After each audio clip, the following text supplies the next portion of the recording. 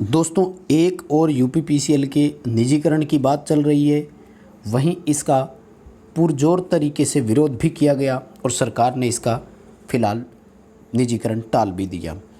अब क्या मायने हो सकते हैं उस निजीकरण टालने के और भविष्य में निजीकरण की क्या संभावनाएं रहेगी, और दूसरी ओर वहीं संविदा पर यानी कॉन्ट्रैक्ट बेस पे इसी यूपीपीसीएल के लिए यानी जो इसके तीनों डिस्ट्रीब्यूशन के डिपार्टमेंट है, इनके लिए बेसिल के द्वारा 1500 पदों पर भर्ती भी की जा रही है।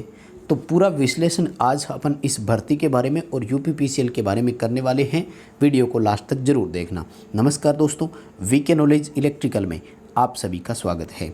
दोस्तों, जैसा कि आप सभी ने देखा होगा, ब्रॉडकास्ट इंजीनियरिंग कॉरपोरेशन के नाम से एक मैं ये कहूँगा कि कंपनी है एक इस तरह की जो कई तरह के डिपार्टमेंट में भर्ती करती है। जैसा कि आपने पहले देखा होगा, नोएडा मेट्रो के लिए भी इन्होंने कई बार इस तरह के नोटिफिकेशन जारी किए हैं और भी कई वैकेंसीज के लिए करते हैं। तो ये क्या है, एक कंपनी है जो टेंडर लेती है, कॉन्ट्रैक्ट करती है, और एक तरह से मैं ये कहूँ कि ये एक ऐसी कंपनी है जो एक तरह का मीडिएटर है।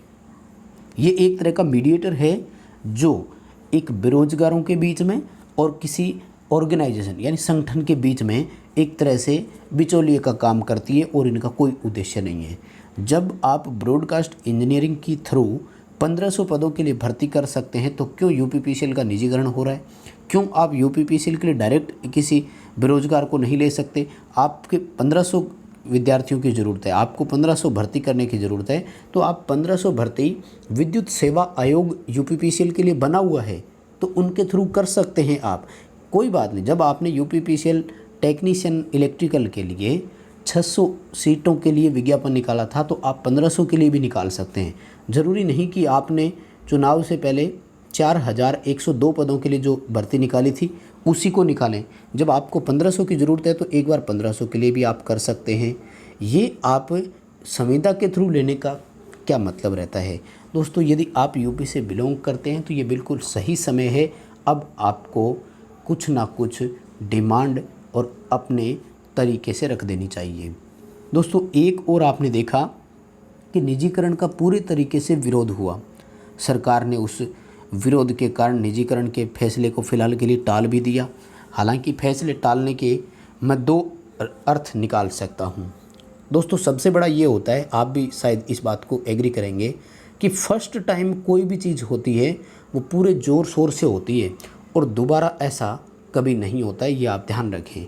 मान लीजिए कि अभी फर्स्ट टाइम में यूपीपीसीएल के कर्मचारी अधिकारी जितने भी थे, सब ने मिलकर के इस बात का विरोध किया और हज़ारों की संख्या में, मैं कहूँगा लाखों की संख्या में इकट्ठे हुए और आंदोलन भी किया। अब सरकार का उद्देश्य ये था कि जैसे तैसे एक बार इनको यहाँ से हटा दिया जाए, क्योंकि यदि दोबारा आंदोलन के लिए ज़रूरत पड़ी तो वो उतनी संख्या में कभी भी वहाँ पर नहीं पहुँचेंगे। एक चीज़। दूसरा, सरकार ने 3 से 4 महीने का अभी फ़िलहाल के लिए टाइम दे दिया कि 3 से 4 महीने के नहीं करेंगे, तो 3 से 4 महीने बाद जब चर्चाएं चलती है तो इसमें 6 महीने लग जाते हैं और फिर सबको एक साथ इकट्ठा होकर के आंदोलन करना वापस फिर से असंभव हो जाता है। इसलिए एक मायना तो इसका ये निकलता है कि सरकार फ़िलहाल के लिए आंदोलनकारियों को जगह से हटाना चाहती है, इसलिए उनकी बात पर एग्री हो जाती है। क्योंकि राजस्थान में ऐसा हो चुका है। राजस्थान में ग्रेड पे के लिए 2013 में 2400 ग्रेड पे इलेक्ट्रिकल डिपार्टमेंट में ज्वाइनिंग के टाइम से मांग की गई थी। बहुत बड़ा आंदोलन भी हुआ, सरकार बैकफुट पर थी और सब कुछ तय हो गया। सरकार ने सिर्फ 1 महीने का टाइम मांगा और 1 महीने बाद सरकार मुकर गई। तो हमें ऐसा भी इसमें आशंका हो सकती है। दूसरी बात, जब हम बात करें कि ठीक है निजीकरण फ़िलहाल के लिए टाल दिया, तो देखिए इसमें फ़िलहाल टालने का मतलब ये है कि 1 वर्ष बाद में यूपी में इलेक्शन भी होने वाले हैं।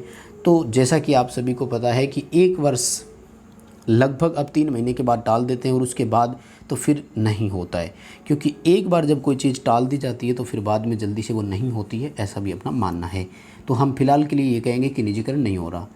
जब निजीकरण नहीं हो रहा तो आप इस ब्रॉडकास्ट इंजीनियरिंग कंपनी के थ्रू क्यों 1500 पदों के लिए भर्ती करने जा रहे हैं? दोस्तों, आप इसके लिए आवाज़ उठाइए और ऊर्जा मंत्री तक आप ज्ञापन सौंपिए। आप जैसे भी है ट्विटर के माध्यम से भी आप उनको बार बार ट्वीट करते रहें, टैग करते रहें, और आप जिस ज़िले से बिलोंग करते हैं वहाँ के जितने भी आप विद्यार्थी हैं तो आप अपना मांग पत्र लगातार सौंपते रहें तो कुछ इनकी डिमांड भी हो सकती है। दोस्तों ये ब्रॉडकास्ट इंजीनियरिंग वाली वैकेंसी आई थिंक आप सब देख चुके होंगे। इसने 5 से 20 अक्टूबर के बीच में ना रिक्वायरमेंट के लिए फॉर्म मांगे थे। ठीक है, 20 अक्टूबर अभी इसमें लास्ट डेट है। लेकिन ये क्या करेंगे, देखिए ये आपको उत्तर प्रदेश के जो तीनों डिस्कॉम है वहाँ पर जॉब देंगे।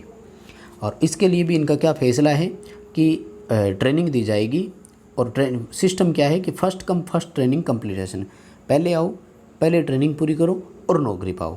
हालांकि ट्रेनिंग करना इतना आसान नहीं है, क्योंकि ट्रेनिंग के लिए देखिए इन्होंने क्या कर रखा है, फीस डिसाइड कर रखी है।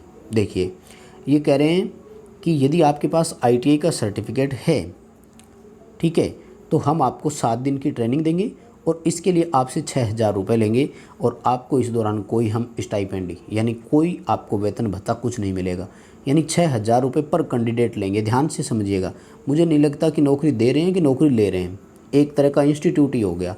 15 दिन की ट्रेनिंग देंगे, उसके लिए 11,000 रुपये की फ़ीस लेंगे। 30 दिन की ट्रेनिंग देंगे, 15,000 की फ़ीस लेंगे। फिर 30 दिन की ट्रेनिंग देंगे, 15,000 का। ये अलग अलग इन्होंने फ़ीस का शेड्यूल रखा हुआ है, ठीक है। और इन्होंने क्या मांगा है आपसे, यहाँ पर ITI वही NCVT हो SCVT हो कोई भी है, बोले आप आ सकते हो यहाँ पर। तो मुझे नहीं लगता कि ये कोई जॉब आपको देने वाला हो। एक तरह से सर्टिफिकेट बांट रहे हैं, एक तरह से कोर्स कर रहे हैं, क्योंकि पूरा विज्ञापन आपने पढ़ा होगा, कहीं भी आपका ये नहीं लिखा हुआ कि आपको कितने टाइम तक के लिए नौकरी दी जाएगी। कहीं भी आपके पास ये नहीं लिखा हुआ कि हम आपको इतने समय के लिए यहाँ से यहाँ तक नौकरी देंगे और इतनी सैलरी देंगे। कहीं पर भी कुछ भी सैलरी के लिए भी नहीं लिखा हुआ। तो सैलरी कितनी देंगे ये भी इन पर डिपेंड करेगा। अलग अलग इन्होंने लिखा है ट्रेनिंग का पूरा, कि आपको यहाँ 15 दिन की ट्रेनिंग ये देंगे, 15 दिन की ट्रेनिंग ये देंगे। ट्रेनिंग के बाद आपका एग्ज़ाम भी लेंगे, जहाँ आपको 80%, 70%, 50%, 35% कैसे मार्क्स आप लाते हो उसके अकॉर्डिंग हम आपसे फ़ीस लेंगे। तो फ़ीस तो उन्होंने पहले से डिसाइड कर दी, और उसके बाद में क्या लेंगे वो उन पर डिपेंड करता है, ठीक है। पूरा कंप्लीट इन्होंने एक तरह से कोर्स के बारे में ही बताया है। आपको कोर्स कौन देगा, कौन पढ़ाने आएगा, हमारे पास फैकल्टी कौन है, ठीक है। तो मुझे नहीं लगता ये किसी प्रकार की कोई भर्ती है। हालांकि इन्होंने पूरी तरह से 1500 पदों के लिए विज्ञापन के लिए बात बोली है, और आई थिंक आपने भी ये अच्छे से पढ़ लिया होगा। एक बार मैं आपको शुरू से वो पोस्ट की डिटेल बता देता हूँ, जिसमें ये कह रहे हैं कि हमें कितने की ज़रूरत है। देखो इनको ज़रूरत किस किस की है, इनको ज़रूरत स्किल्ड की भी है, अनस्किल्ड की भी है, ठीक है। एक बात बताइए, आप डिस्ट्रीब्यूशन में लगा रहे हैं, वहाँ अनस्किल्ड कर्मचारी का क्या काम होगा, ठीक है। 1500 सुविधात्मक जनशक्ति, ये देखिए, ठीक है, ये रहा 1500 कॉन्ट्रैक्ट बेस पे हम वैकेंसी लेंगे तीनों वितरण में। जब इतनी ज़रूरत है तो भाई सरकारी वैकेंसी क्यों नहीं कर देती। और उसके बाद में देखिए सीधा मोबाइल नंबर दिया हुआ है कि इस मोबाइल नंबर पर भी आप बात कर सकते हैं। तो मुझे नहीं लगता कि आपको इसमें फ़ॉर्म भरना चाहिए। मेरा निष्कर्ष यही कहता है कि आपको इसमें फ़ॉर्म अप्लाई नहीं करना चाहिए, क्योंकि इस वैकेंसी की कोई गारंटी नहीं है आपको वैकेंसी वो देंगे कि नहीं। हाँ, ट्रेनिंग देंगे, उसकी फ़ीस आपसे ज़रूर ले लेंगे। उसके बाद में आपको कब नौकरी देंगे इसका इन्होंने कोई डिटेल नहीं दिया है।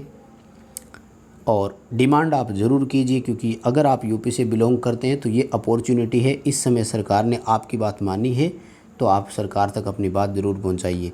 वीडियो पसंद आई है तो लाइक ज़रूर करें, फ्रेंड्स को भी शेयर करें। 2 बातें निष्कर्ष के तौर पर ज़रूर निकालें, इसमें फॉर्म अप्लाई ना करें, क्योंकि ये नौकरी देने की बजाय फ़ीस लेने जा रहे हैं। सरकार से डिमांड करें कि जब आप 1500 पदों के लिए इनके थ्रू वैकेंसी कर रहे हैं तो 1500 पदों के लिए विद्युत सेवा आयोग से ही विज्ञापन जारी करवा दीजिए और भर्ती कर सकते हैं। निजीकरण का फैसला फ़िलहाल के लिए टाल दिया गया है, भविष्य में होगा कि नहीं इसका आगे देखा जाएगा, लेकिन अभी फ़िलहाल के लिए रोक दिया तो उम्मीद यही है कि भविष्य में भी नहीं हो सकता। फ्रेंड्स को शेयर ज़रूर करना, चैनल पर नए हो तो चैनल को सब्सक्राइब ज़रूर करना।